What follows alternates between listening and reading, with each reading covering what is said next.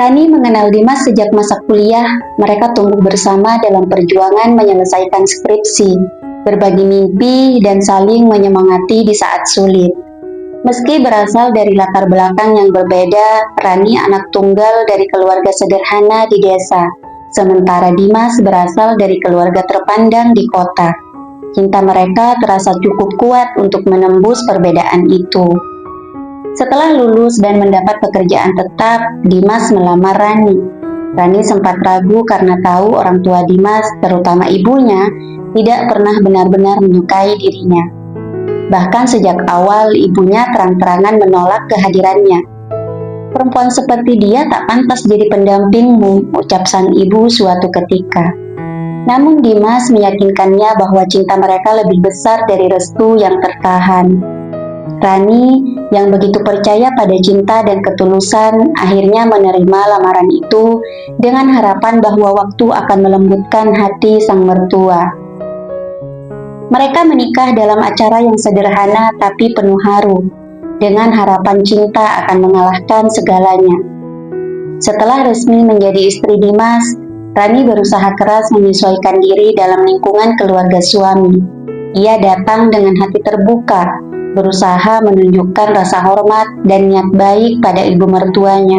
Meski dari sorot mata sang ibu, Rani tahu ia tak benar-benar diterima. Senyum yang diberikan sekilas namun penuh penilaian. Ucapan manis hanya keluar di depan Dimas, tapi begitu mereka berdua saja, sindiran mulai berdatangan. "Kamu harus belajar lebih banyak kalau mau jadi istri anak saya," kata sang ibu suatu pagi saat sarapan. Rani hanya diam, mencoba menelan pahit itu dengan senyum. Dimas, meski menyadari ketegangan yang ada, seringkali memilih bungkam. "Ibu cuma butuh waktu," katanya ringan, seolah semua akan baik-baik saja. Rani pun menggantungkan harapannya pada waktu, berharap perlahan bisa mencairkan hati sang mertua. Namun dalam hati kecilnya, ia mulai bertanya-tanya, benarkah cinta saja cukup untuk bertahan dalam rumah yang tak menginginkannya?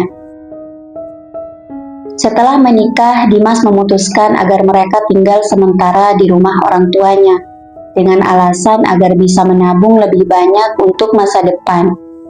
Rani menerima keputusan itu dengan berat hati, walau dalam diam ia merasa tak nyaman. Hari-harinya berubah drastis, ia bangun lebih pagi dari semua orang, menyiapkan sarapan, membersihkan rumah, dan mencoba melakukan segala hal agar dianggap layak. Namun tak peduli seberapa keras usahanya, selalu saja ada yang salah. "Telur gorengnya terlalu berminyak," komentar sang ibu mertua suatu pagi. "Setrika baju Dimas nggak rapi," katanya di hari lain. Rani hanya bisa menunduk menahan air mata yang nyaris tumpah. Tak ada ucapan terima kasih, apalagi pujian. Setiap langkahnya terasa diawasi dan setiap kekurangannya dibesar-besarkan. "Dimas," ia tetap diam. "Ibu memang cerewet, tapi hatinya baik," katanya sambil tersenyum, seolah semua luka Rani bisa sembuh dengan penjelasan singkat. Rani mulai merasakan, ini bukan rumah, ini adalah ujian panjang yang tak tahu kapan berakhir. Hari demi hari berlalu, tapi situasinya tak juga membaik. Rani mulai merasa dirinya seperti pembantu, bukan istri. Ia tak punya ruang pribadi, ia tak punya kebebasan untuk bernapas tanpa dinilai. Pagi hari dimulai dengan suara nyinyir mertua, siang dengan pekerjaan rumah yang tak ada habisnya, dan malam dengan diamnya Dimas yang lebih sibuk memanjakan ibunya daripada mendengarkan keluh kesah istrinya. Yang paling menyakitkan adalah ketika Rani mulai mengandung. Bukannya disambut dengan sukacita, kehamilannya justru dianggap beban. "Kalian bahkan belum punya rumah sendiri, sudah mau punya anak," komentar sang ibu mertua dengan nada sinis. Rani menatap Dimas berharap pembelaan, tapi yang keluar hanya senyum kecut dan anggukan lemah. Tak ada pelukan hangat, tak ada ucapan selamat, hanya sunyi dan dingin yang mengisi hari-harinya. Rani menyentuh perutnya yang mulai membesar, berbisik pada janin di dalamnya. "Kita harus kuat, nak. Meski dunia tak menyambutmu, ibu akan tetap berjuang." Semakin lama tinggal di rumah mertua, semakin jelas bagi Rani bahwa Dimas bukanlah sosok yang akan membelanya. Ia bukan suami yang berdiri di antara istri dan ibunya untuk meredakan konflik, melainkan pria yang memilih diam demi kenyamanan. Setiap kali Rani mencoba berbicara, menyampaikan luka hatinya, Dimas hanya menghela napas panjang dan berkata, "Kamu terlalu sensitif, ibu gak bermaksud jahat." Kalimat itu terdengar seperti pisau kedua setelah ucapan sang ibu. Rani mulai merasa sendirian dalam pernikahannya. Tak hanya tak dicintai oleh mertua, tapi juga tidak dijaga oleh orang yang pernah bersumpah akan melindunginya. Bahkan saat suatu malam sang ibu mertua memaki Rani karena anak Dimas demam dan dianggap salah urus. Dimas hanya berdiri membisu, matanya menghindar. Tidak ada pelukan, tidak ada pembelaan, hanya tatapan kosong. Rani mulai menyadari ia mencintai seseorang yang tak pernah cukup berani mencintainya kembali dengan sepenuhnya. Saat usia kehamilan menginjak 9 bulan, Rani berharap setidaknya kehadiran cucu pertama akan melunakkan hati ibu mertua. Namun harapan itu hanya tinggal harapan. Ketika rasa mulas menyerang di tengah malam, hanya pembantu yang membantu membawanya ke rumah sakit. Dimas terlambat datang karena harus menunggu persetujuan sang ibu. Rani melahirkan seorang bayi laki-laki dengan perjuangan yang nyaris tanpa dukungan emosional dari siapapun. Tak ada tangan yang menggenggam saat ia menjerit kesakitan. Tak ada senyum bangga saat anak itu lahir.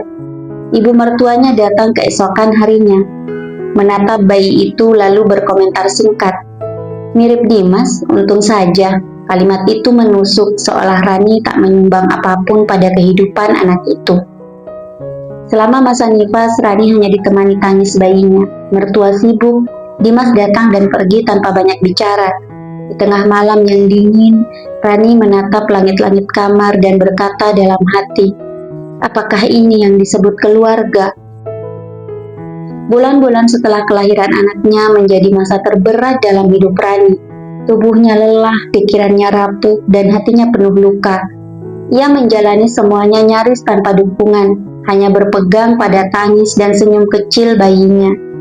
Ibu mertuanya semakin sering menyalahkannya atas hal-hal kecil, popok yang dianggap salah lipat, bayi yang menangis dianggap kurang perhatian, bahkan Dimas yang pulang larut dianggap karena Rani tak bisa membuatnya betah di rumah. Suatu malam saat Dimas pulang dari kantor, suara pertengkaran pecah di ruang tamu. Rani duduk di kamar, menggendong bayinya, dan bisa mendengar setiap kata yang menusuk. "Sudah cukup, ceraikan dia." "Bu, jangan begitu. Apa kamu mau hidupmu habis karena perempuan itu? Dia bukan untuk kita." Rani menahan napas, berdoa Dimas akan membela, tapi yang terdengar hanya diam. Tak ada pembelaan, hanya keheningan panjang. Malam itu Rani tahu ia berdiri sendirian dalam rumah yang seharusnya melindunginya. Beberapa hari setelah pertengkaran malam itu, Dimas mulai bersikap dingin. Ia pulang lebih larut, jarang mengajak bicara, dan tak lagi menatap Rani seperti dulu. Rani tahu hatinya telah condong pada desakan sang ibu. Suatu pagi saat matahari belum tinggi, Dimas duduk di tepi ranjang dengan wajah datar. "Kita sebaiknya berpisah," katanya pelan tapi tajam. Rani menatapnya dengan mata merah, mencoba mencari sisa-sisa cinta di sana.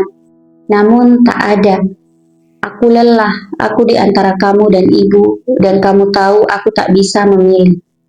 Rani menggenggam anaknya yang tertidur di pelukannya. "Kau tidak perlu memilih, kau hanya perlu jadi suami yang adil," ucapnya lirih. Tapi semua sudah terlambat.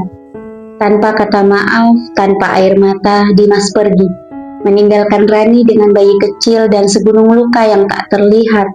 Hari itu dunia Rani runtuh, tapi di tengah kehancuran itu ia berjanji pada dirinya sendiri, "Aku boleh jatuh, tapi tidak hancur. Aku akan bangkit demi anakku, demi diriku." Setelah perceraian itu, Rani meninggalkan rumah mertuanya tanpa membawa banyak barang, hanya pakaian secukupnya, dokumen penting dan bayinya yang masih menyusu. Ia kembali ke kota kecil tempat ibunya tinggal, namun tak lama di sana. Ia merasa harus memulai segalanya dari nol, di tempat yang benar-benar baru. Ia pindah ke kota lain, menyewa kamar kos sederhana, dan mulai mencari pekerjaan. Berbekal kemampuannya menulis yang dulu hanya dijadikan hobi, Rani mencoba peruntungan sebagai penulis lepas. Awalnya sulit, penghasilan kecil, jam kerja tak tentu, dan ia harus mengurus bayi sendirian tanpa bantuan siapapun. Tapi Rani belajar bertahan. Setiap malam ia bekerja sambil menidurkan bayinya di pangkuannya. Tangis sesekali datang, tapi ia terus menghapus air mata dan menulis lagi. Di dalam dirinya perlahan tumbuh kekuatan baru. Rani tak lagi berharap pada siapapun. Ia mulai percaya pada dirinya sendiri. Jika cinta tak bisa menyelamatkanku, maka aku sendiri yang akan menyelamatkan hidupku. Dalam perjalanannya menjadi penulis lepas, Rani bergabung dengan sebuah komunitas penulis daring. Awalnya ia hanya menjadi pembaca pasif, tapi lama-kelamaan mulai membagikan tulisannya. Kisah-kisah fiksi yang banyak terinspirasi dari luka dan perjuangan hidupnya sendiri. Di sana, ia mulai dikenal karena tulisan yang jujur dan menyentuh. Dari komunitas itu pula, Rani berkenalan dengan Galang, seorang penulis paruh waktu yang juga seorang duda dengan satu anak perempuan. Percakapan mereka dimulai dari komentar ringan di postingan, lalu berkembang menjadi obrolan pribadi yang semakin intens. Galang berbeda, ia tak bertanya tentang masa lalu Rani, tak memberi saran seolah tahu segalanya. Ia hanya hadir, mendengarkan dan menghargai. Perlahan, percakapan mereka menjadi ruang nyaman bagi Rani. Galang tak pernah mencoba mengisi kekosongan dalam hidupnya. Ia justru menunjukkan bahwa Rani sendiri sudah cukup kuat.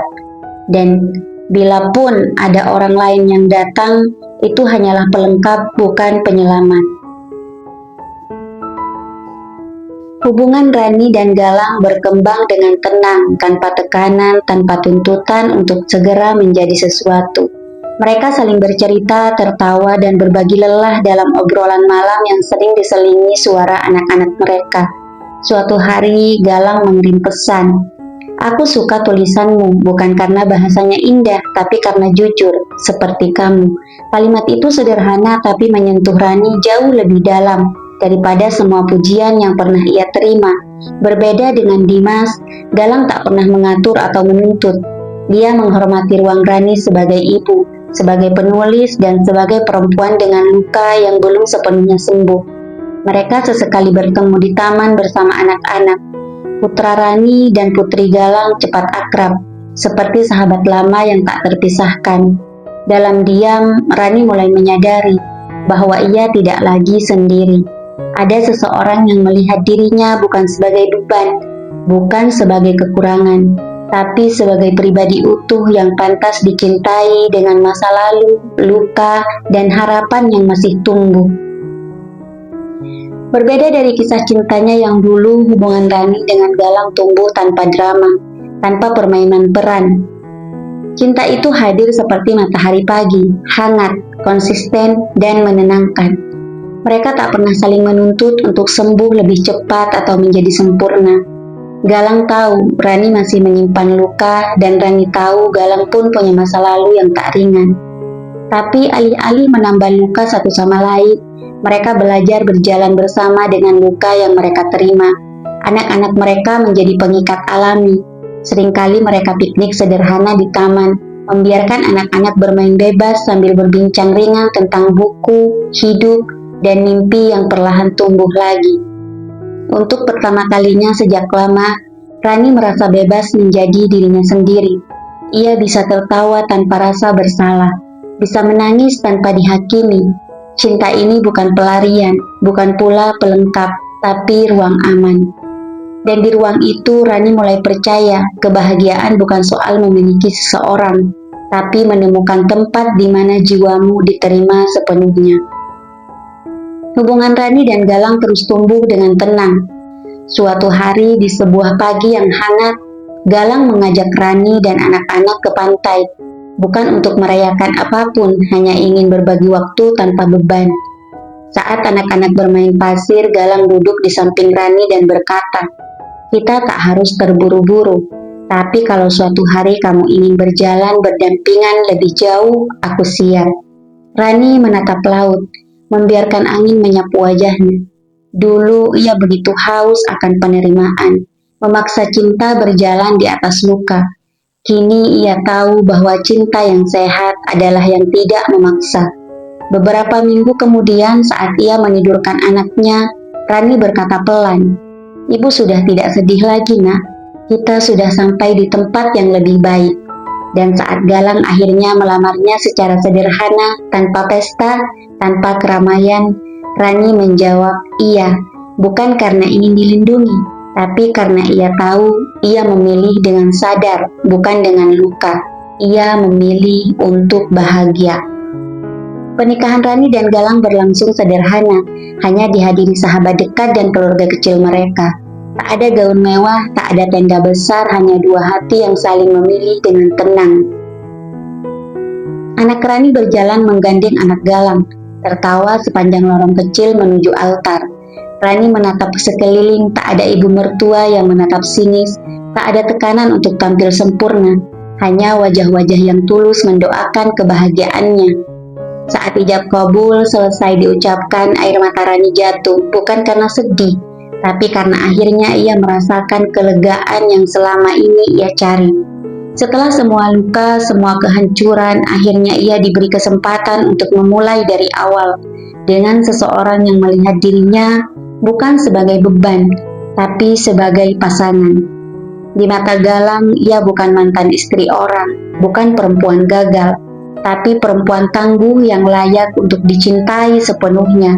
Hari itu, Rani benar-benar pulang, bukan ke rumah, tapi ke hati yang menerimanya.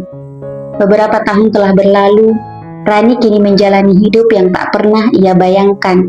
Sebelumnya, bukan karena segalanya sempurna, tapi karena semuanya terasa cukup. Ia tinggal di rumah kecil yang hangat bersama Galang dan kedua anak mereka, yang kini tumbuh seperti saudara kandung. Pagi-paginya diisi aroma teh hangat dan tawa kecil anak-anak. Ia masih menulis, kini bukan hanya kisah sedih, tapi juga kisah harapan, kekuatan, dan keberanian. Setiap kali ia menatap bayangan dirinya di cermin, Rani melihat perempuan yang sama, tapi jauh lebih kuat. Dulu ia pernah merasa tak diinginkan, ditolak, bahkan ditinggalkan. Tapi semua itu bukan akhir. Justru dari reruntuhan itulah ia membangun versi terbaik dari hidupnya. Rani tak lagi berharap pada cinta yang memaksa. Ia telah memilih cinta yang tumbuh bersama. Cinta yang tak menyelamatkan, tapi mendampingi.